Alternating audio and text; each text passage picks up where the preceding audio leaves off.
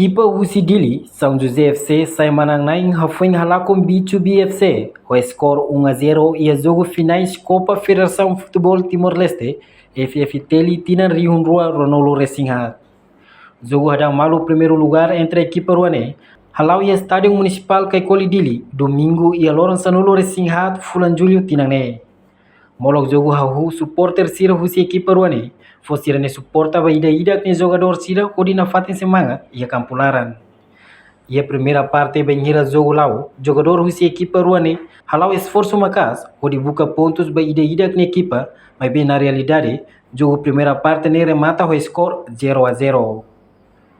Mas bem depois de tama e jogo segundo parte nian, e a minuto hito nulo, jogador Ronar Rufino Gama, o número camisola hito, Husi São José FC marca o gol ida, Bahia guarda-rede B2B FC nian, Honune score saiba 1-0.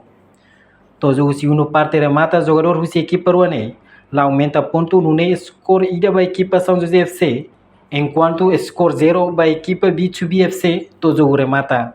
E com a equipa São José FC, marca sai primeiro lugar, no cimo prêmio medalha Ossamian, ba jogador Sira, no Osan montante Rihun Sanolo Racing Lima e a Copa Federação Futebol Timor-Leste, Tina Rihun Rua Ronaldo Racing. Enquanto a equipa B2B FC ocupa o segundo lugar, rodeia prêmio medalha Osamutin, o Osan montante Rihun Sanolo dólar americano. Além de né, Federação Futebol Timor-Leste Tina Rihun Rua Ronaldo Racing Mos, faz prêmio ba jogador Sira nebe retam qualificação dia. Anesan Bets Player ocupa o jogador Rufino Gama, o equipa São José FC nebe retam taça o Osan montante Atos Lima.